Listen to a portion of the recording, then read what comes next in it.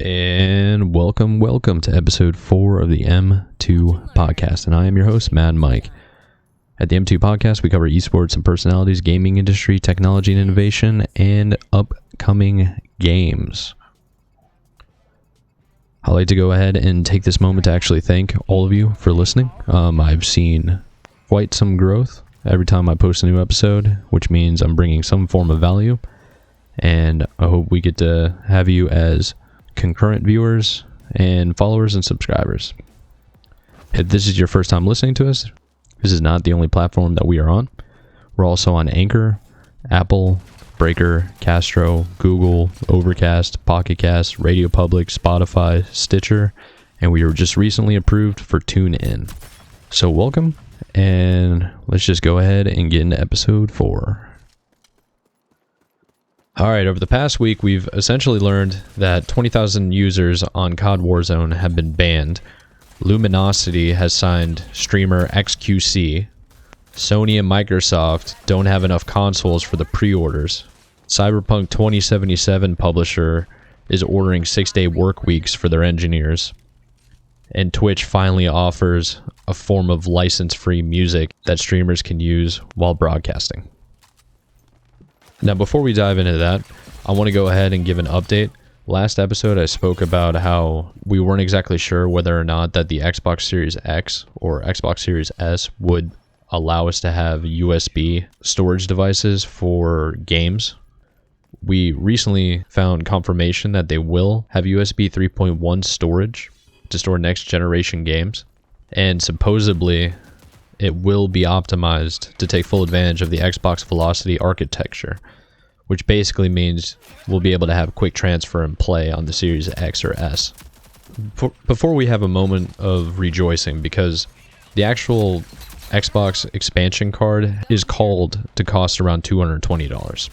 So a lot of people are going to be thinking that a USB 3.1 SSD or an HDD is ideal to store your Xbox Series X games on.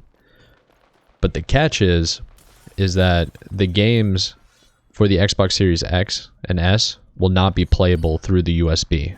You'll have to use the internal hard drive or SSD or go out and buy the expansion card that come with the Xbox.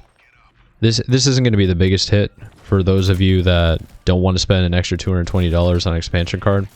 You can still store the Xbox Series games onto it, but every time you want to play it, you have to transfer it over to either the internal SSD or the expansion card in order to play the game.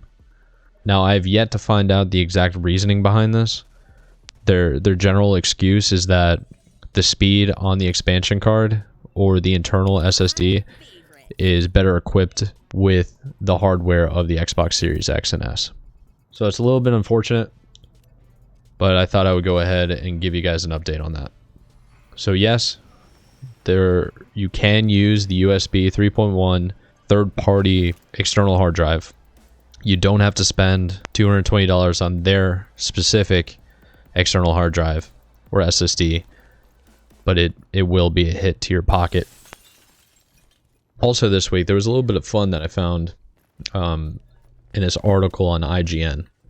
So apparently there's a streamer on Twitch that has broken the record for the longest consecutive hours on Twitch or live on Twitch. In September 28th, which was about last week, he passed the 1,000 hours straight. His overall goal is to become a 24/7 Twitch streamer. His name is GPHustla. GPHustla.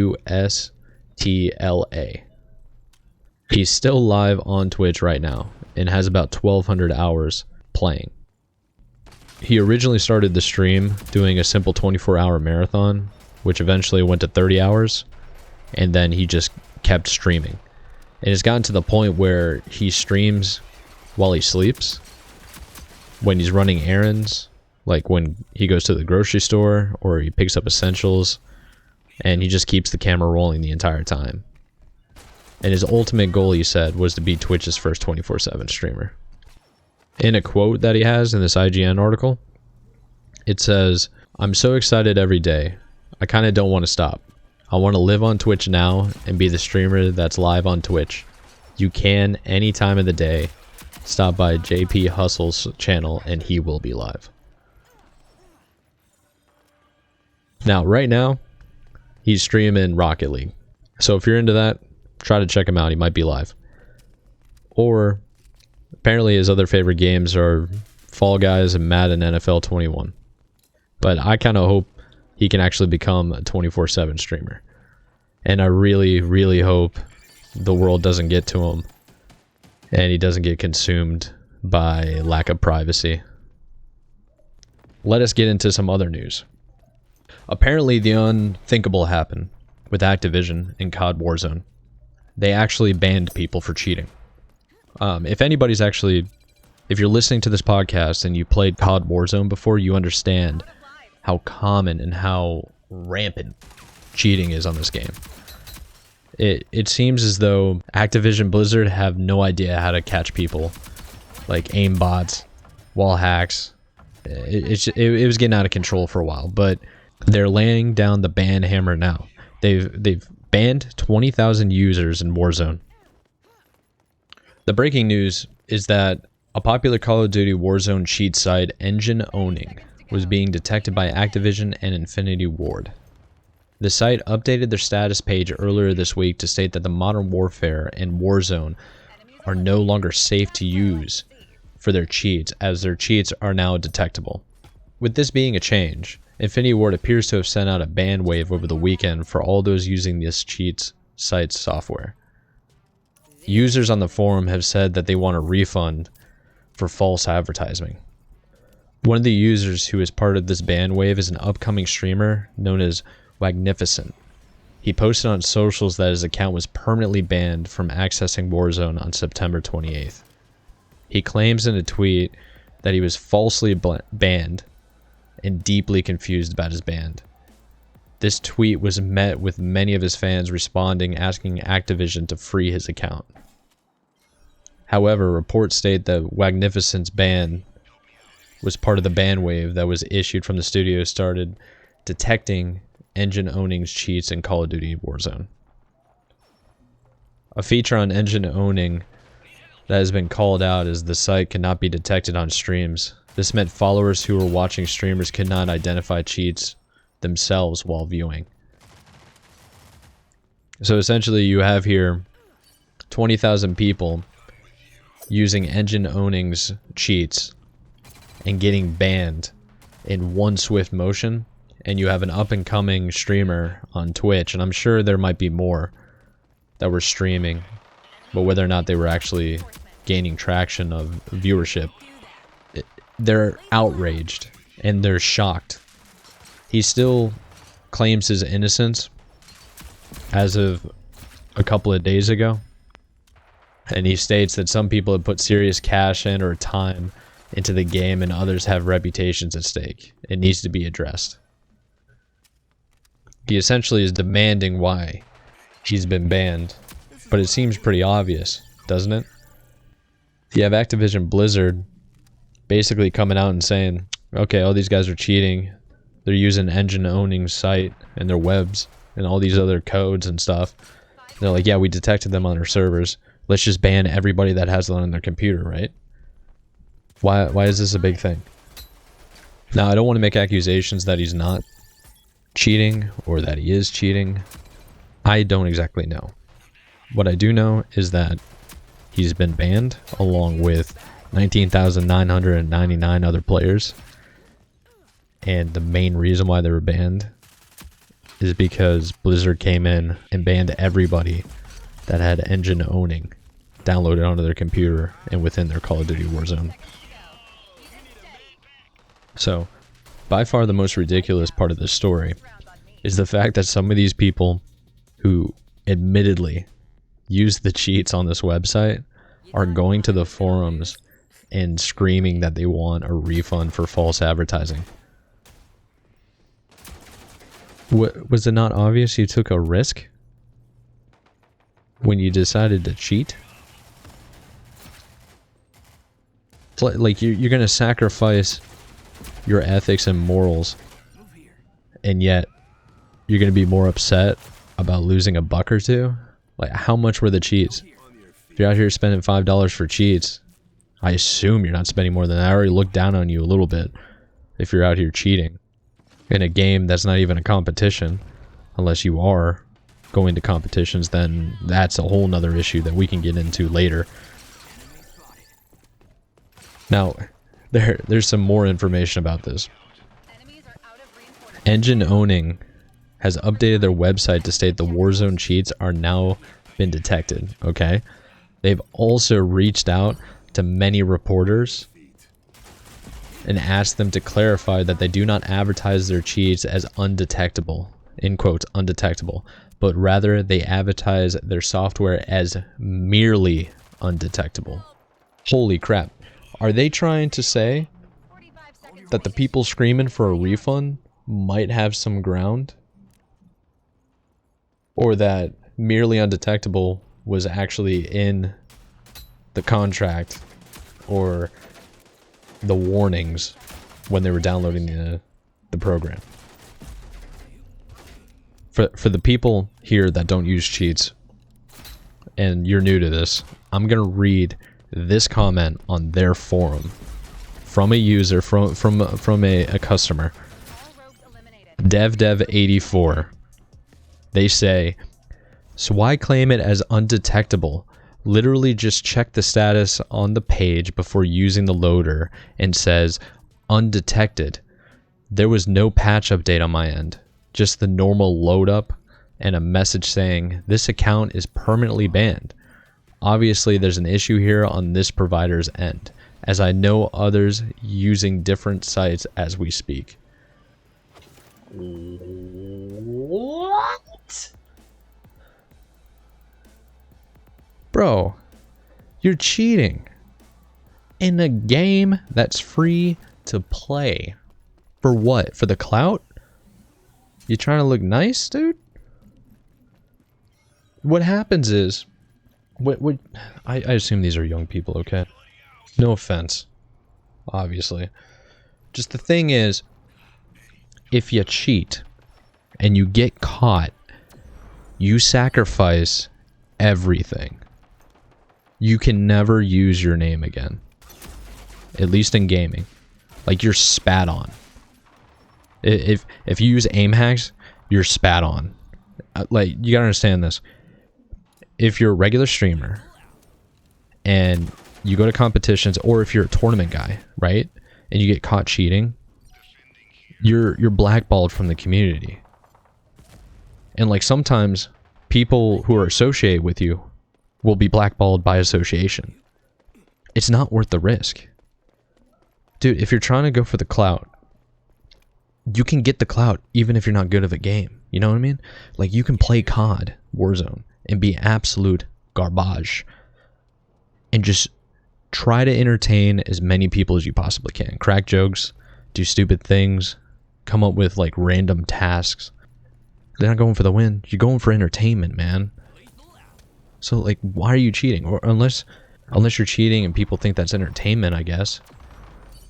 But what happens when the developer comes in and they permaban you and your name, and then Twitch steps in? They're just like, yeah, we don't like cheaters, so ban them by association, you know? It's just not worth the risk, guys. If you break the rules, you get punished for it. And I hope justice was served. I hope nobody got in the crosswinds, crossfire, or whatever. They had some weird thing going on with their computer and they were banned when they shouldn't have been banned. I mean, mistakes happen. It's coding. It's random sometimes, okay? Let's just hope that doesn't happen. Hopefully there's no errors. But for the people that are cheating, I mean, like, we're not going to have sympathy for you.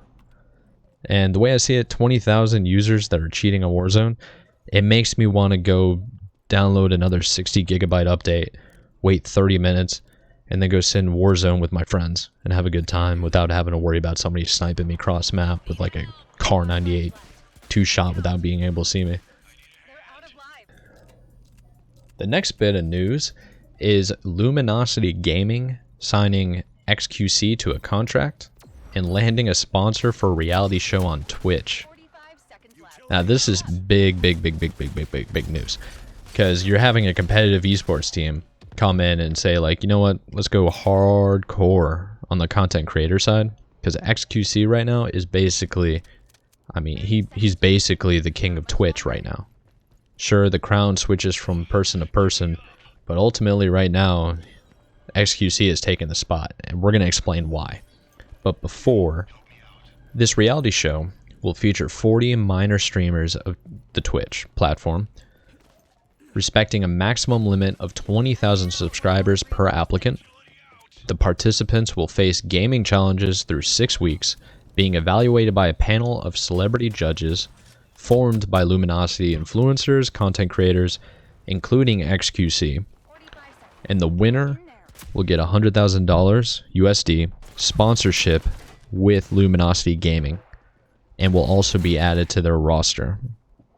The sponsor is going to be an athletic tape brand, Spider Tech. The founder and president of Luminosity's mother company, Enthusiastic Gaming, told the Esports Observer, which is where this article comes from, that the organization's current roster or current sponsor is G Fuel energy drink, and they'll have visibility in the show through paid advertising and product placement. So the show is going to be aired on Twitch at twitch.tv/LGLoyal every Tuesday and Thursday between October 13th and November 5th at 9 p.m. Eastern Time, USA. And if you are interested in being a part of this, you should submit your entry through the website's risingstars.gg until October 10th of 2020. Now, let's go ahead and get into XQC, because I know there are people who are not familiar with Twitch who might listen to this podcast and they have no idea who XQC is. The easiest way to talk about XQC is to pretty much start with Overwatch. Now, XQC is arguably the largest Twitch streamer right now of active viewers. He originally started with professional Overwatch. He is a tank main.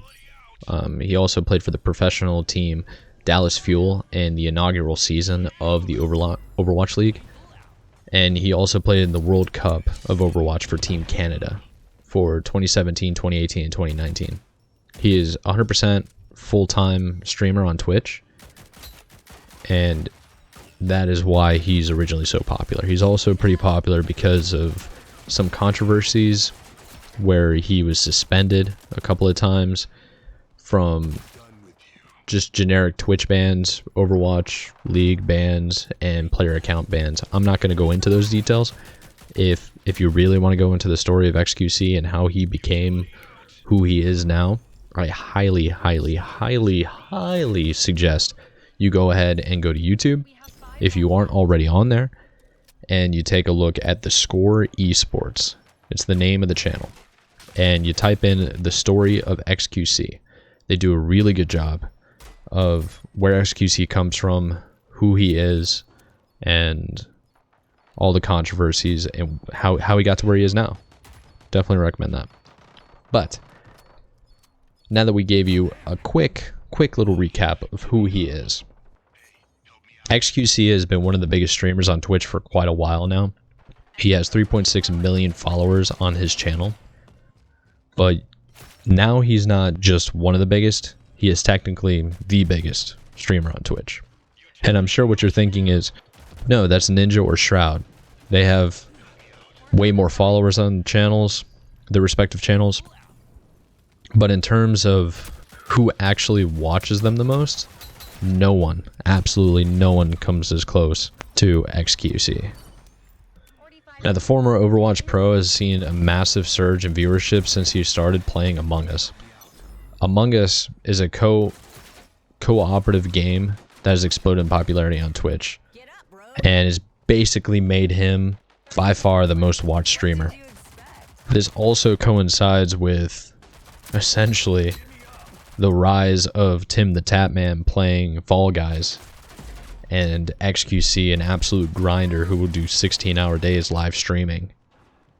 And their audiences definitely coincide. Typically, it's not often that the individual streamers like XQC are seen at the top of the most watched Twitch channel rankings. you'll usually see tournament organizers like ESL or Riot Games that are pretty much always at the top of the charts because of their consistent schedules and the nature of their tournaments. However, with the hype of Among Us and xQc being one of the most active players, he's consistently nearing hundreds of thousands of viewers with each stream.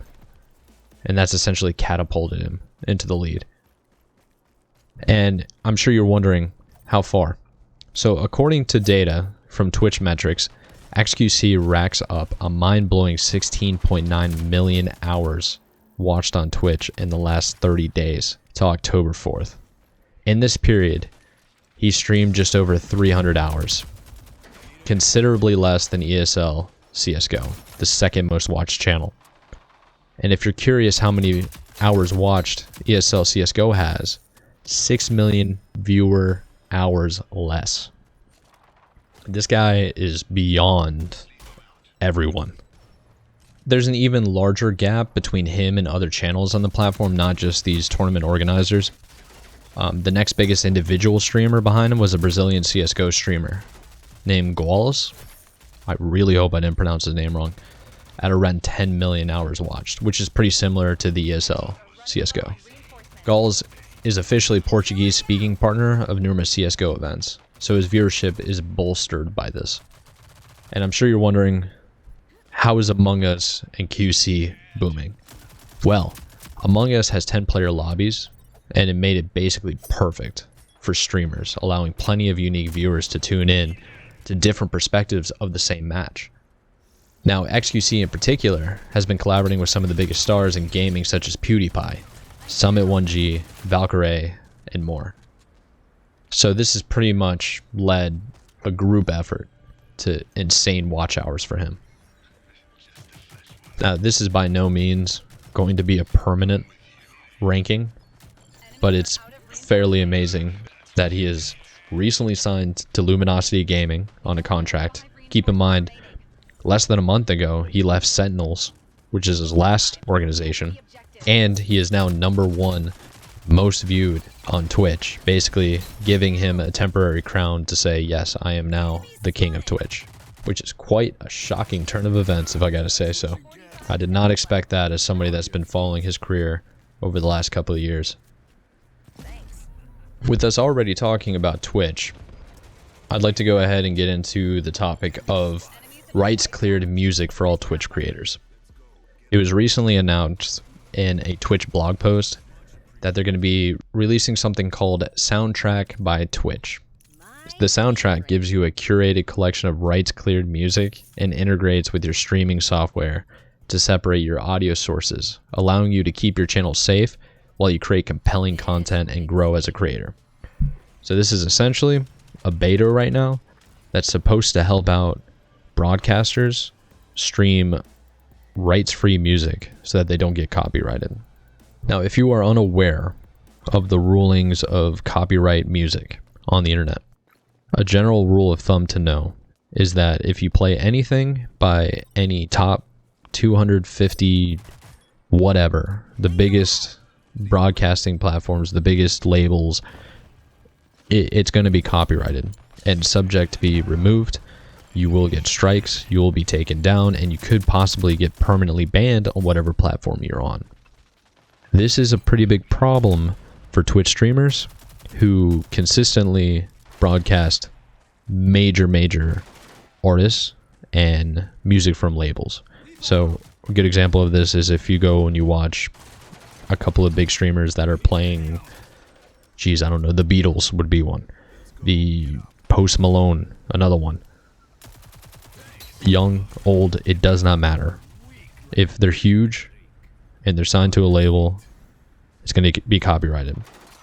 Now, if you're familiar with YouTube, you'll understand that they had a really big problem with this. If you hummed the tune to one of the popular musics that's on like the top 10, top 100 billboards, you could be taken down. Your video could be claimed, and all profit that you're making on those videos would be gone and given to the label. This also includes covers, by the way. and your own artist's interpretation of the song. You are not safe for anything, basically. Now, this is a big problem, and it's one that myself, as an occasional Twitch streamer, has to deal with. Finding music that is not copyrighted, that also sounds decent, and also free, because honestly, I don't stream full-time, I only stream part-time, so this isn't as big of a concern for me. Anyways, Twitch says that their new music tool will roll out to all streamers over the next few weeks, and when it's available, the creators will have the ability to use regularly updated, curated playlists or stations, the latter of which will offer a larger selection of rotating songs organized by genre. The company says both options are curated by staff in collaboration with select streamers and industry partners. The plan is to expand the options with new playlists and stations regularly, and the interface looks like a normal streaming service. It's been reported that it's similar to Spotify, but it appears to be straightforward. So anyone who's using a music app these days should have no trouble navigating the new tool. There are two things to think about with this new soundtrack by Twitch. First and foremost, it's a really good opportunity for those of you that actually create your own music. You can upload your music on there, and you might be put on a wait list, or eventually you're going to need to be approved. However, it could give you more exposure. If you create something that's good enough, and you have like one of the big major streamers right now, like we just spoke about xQc, but there are definitely others.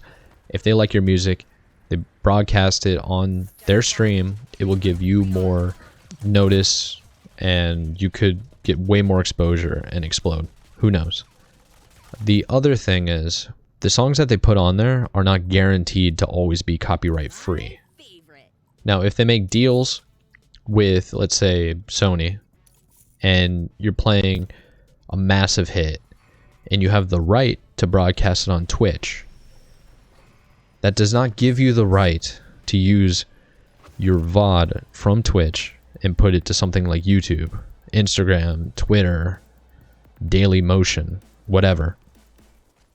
Because the contract that is signed in Soundtrack by Twitch, where they're going to be keeping this music, is a contract between Twitch and the developer or the artist. It is not a contract between the broadcaster or user of that music and the artist or the label.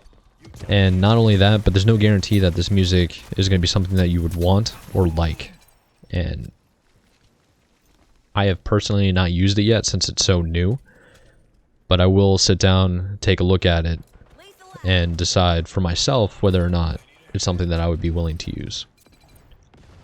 I'd really like to hear your thoughts on this. If you are a small creator or a big creator, a streamer, and you need copyright-free music or license-free music, I would absolutely love to hear about your thought. Are you excited? Is this something you're going to be using? Or are you just going to keep to alternative means of copy-free music? Because there are other options out there for you. And or are you just the type of person that says, forget it, let's see if they just ban me? Alright, in the world of next-gen consoles, Sony and Microsoft have both announced and informed retailers that they might not have enough consoles for their launch day. Meaning, if you went ahead and you actually pre-ordered your console, you might not be getting it on day one. There's a UK retailer, Shop2. Shop2 announced that they recently received allocation details from Sony, and unfortunately, they have to inform everybody that they will not be able to fulfill their pre-order on day one. If you ordered a console from Shop2, including PS5 and Xbox Series X, and you have not received an update via email, it might be worth checking the status of your pre-order. Shop2 has asked customers not expecting to receive their console in time for launch to keep their pre-order with the retailer in case other customers cancel their pre-order, or Sony makes additional launch day stock available. Now, multiple retailers sold out of the PS5 pre-orders just hours after launch. The details of the launch were announced on September 16th, despite Sony telling fans that pre-sales for the console would begin the following day. Now, PlayStation went ahead and subsequently apologized for the troubled PS5 pre-order launch and promised to release more consoles to retailers imminently. And when selected retailers opened a second wave of PS5 pre-orders on September 25th, it sold out almost immediately. Now, Amazon has gone ahead and warned some PS5 pre-order customers that they may not receive their console on the day of release. Now, there are high-level analysts that have basically come out and said that they're not surprised. There's going to be some supply issues for both the PS5 and Xbox Series X. It's going to be tough to find the console this year. I'm sure some of you are aware of that. If you didn't have a Nintendo Switch at the beginning of everything happening and getting shut down, there have been no Nintendo Switches available. And if you could find some, they were secondhand and they were twice the cost of a brand new one. You might expect that happening with the PS5 and Xbox Series X. Now, there's a senior analyst at Nyko Partners. His name is Daniel Ahmed.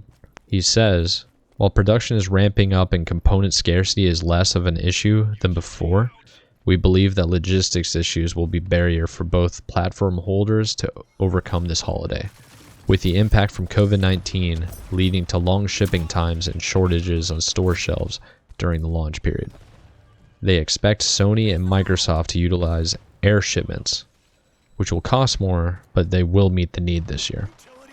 Now, this is going to be a little bit heartbreaking for some of you that patiently waited and tried their hardest to beat the bots on the internet in order to get these consoles. Now, I'm not going to say to give up all hope, because the consoles are eventually going to come out and they're going to be ready to go by, I would assume, 2021. And that's when most of the big next gen games are going to be coming out. And it's worth the wait for those, by the way. It's not the type of news you want to hear when the game is essentially coming out in November. It's a month away. Everybody I know that has pre-ordered is dead set and excited. So hopefully we don't have a situation like Nintendo Switch where you just can't find them. I think we might have that for at least 6 months, maybe February or March. Everything hopefully goes back to normal somehow, and we have plenty of consoles so we can all get our next gen games on. You know what I mean? And our final story on this week's episode is that CyberPunk 2077, CD Projekt Red, has gone back on their promise. They are now going to be requiring their developers, their engineers, to work 6-day work weeks in order to finish the game on time. Now, this article comes from Bloomberg, and it states, Polish video game developer CD Projekt Red told employees on Monday that 6-day work weeks will be mandatory leading up to November release of the highly anticipated CyberPunk 2077, reneging on an earlier promise to not force overtime on the project. Red, a subsidiary of Poland's biggest gaming company, CD Projekt SA, has been criticized previously for engaging in crunch, an industry term for excessive overtime in game development. The practice often lasts for weeks and can stretch out for months or even years. CD Projekt Red co-chief executive officer Marcin Iwinski last year told gaming website Kotaku that the company would be avoiding mandatory crunch and was committed to allowing employees to work without overtime. But an account from a CD Projekt Red employee recently, as well as an email to staff earlier this week, indicate that the company hasn't lived up to its word. The employee, who asked not to be named, discussing private information, said some staff had already been putting in nights and weekends for more than a year. Big yikes. In an email, CD Projekt Red studio head Adam Badowski wrote that he was optimistic about the state of CyberPunk 2077, which stars Keanu Reeves, and that they had just sent the game to be certified for release on Sony PlayStation and Microsoft Xbox. Now, he wrote, it was time to fix the game's many lingering bugs and glitches. Starting today, the entire development studio is in overdrive, Badowski wrote, elaborating that this meant your typical amount of work in one day of the weekend. The extra work would be paid as required by Polish labor laws. Many other video game studios won't pay for overtime. I take it upon myself to receive the full backlash for the decision, he wrote.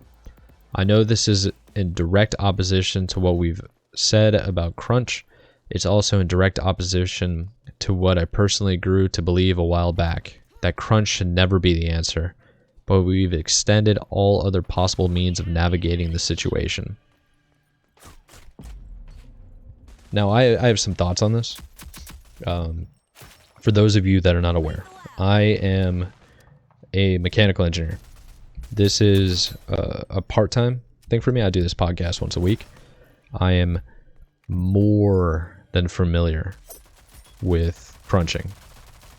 It's part of being an engineer, unfortunately. If you're gonna definitely relate to what I'm saying. If you are an engineer, if you are a programmer, if you are a game developer, if you're anybody that's in the technical side of things, where you have, if you're the grunt doing the real like hard work, the repetitive work, the work that needs to get things done, and you have people that are making decisions for you that are not necessarily involved in the project.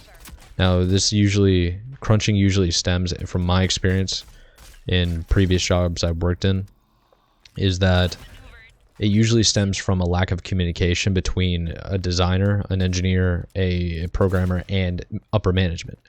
Upper management feels as though the project's further along than it actually is. And what ends up happening is they're not aware of miscellaneous issues that do take time or problems that do arise. So crunch inevitably ends up happening.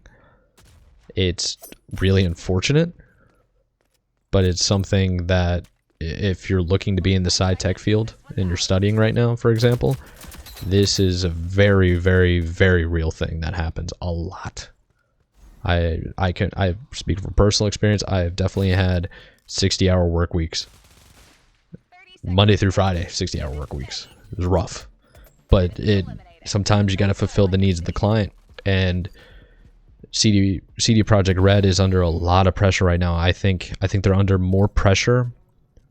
It's partially self-inflicted because they're hyping up the game as much as they have over the past 5 years.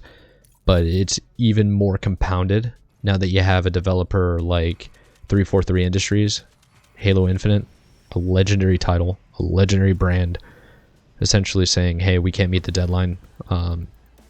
You guys saw our launch. The graphics look bad. We need to fix it. And they pushed it back. And they're not launching with the console. Now the consoles are coming out in November. We need a new and exciting title to be on the consoles. And CD Projekt Red, CyberPunk 2077 is supposed to be that game. Now, it wasn't supposed to be that game. But what happens is that I don't think they have the leisure to actually push back the deadline now. There's just way too much pressure on them from their clients. They have to fulfill. And I think that's what this director, this Badowski, Adam Badowski has said. He's the studio head for CD Projekt Red, basically saying we've exhausted all other options. There's nothing else we can possibly do. And I'm sure that basically means if we do not fulfill our promise, we might lose our client. So it's make or break it. Why else would you go back on your promise? And I'm sure this is going to be tough for a lot of the developers. I feel for them, I really do. I hope they're able to accomplish good things with the game and it doesn't release broken. But I can definitely relate to some of these guys. Adam Badowski tweeted earlier this week, and I'll go ahead and read off the tweet. So he starts with, "This is one of the hardest decisions I've had to make. These last 6 weeks are our final sprint on a project we've all spent much of our lives on. Something we care for deeply. The majority of the team understands that push, especially in light of the fact that we've just sent the game to certification, and every day brings us visibly closer to shipping a game we want to be proud of. This is one of the hardest decisions he's had to make, he repeats. But everyone is well compensated for every extra hour they put in, and like in recent years, 10% of annual profit of their company generated in 2020 will be split directly amongst the team. Now, there are a bunch of people debating and raging on Twitter, on forums, essentially bashing CD Projekt Red, claiming you went back on your promise, you're treating your developers like trash. I mean, you name it. Now, I understand two different perspectives. I understand CD Projekt Red's business perspective, where they have to fulfill the needs of the client, aka Microsoft and PlayStation, and probably Steam or whatever major platform that the game's going to be downloaded from. Two, Adam Badowski, the studio head, is in a rough position because he basically, by stating this, he essentially probably became one of the most hated persons in that studio, because it's like you get to see that guy every day, and hopefully he's there as long as you are, because if he's not around and you're sticking there till like 2 a.m. in the morning, you're not going to be fond of him. But that's neither here nor there. But it's like he could become the villain, so I feel for him. And then you got the actual guys that are doing the work, and I just hope they're able to do a good job. But the good news is, if they enjoy money, they should be getting paid really well. So every extra hour they're doing, 10% of the annual profit of the game, or from the company, and CD Projekt Red's going to blow up off this game. So they should be well compensated. It's just going to be, a tough month. All right, now before I go ahead and let you guys go, I want to just fill you in on a couple events that are going to be happening this week. On October 6th, there's Baldur's Gate 3 Early Access that will be released. There's going to be Apex Legends Crossplay game beta will begin October 6th. On October 8th, there's 3 games coming out. You have Ride 4, I Am Dead, I Can Fell. October 8th, Fall Guys Season 2 begins. And October 9th, The Survivalist will be coming out.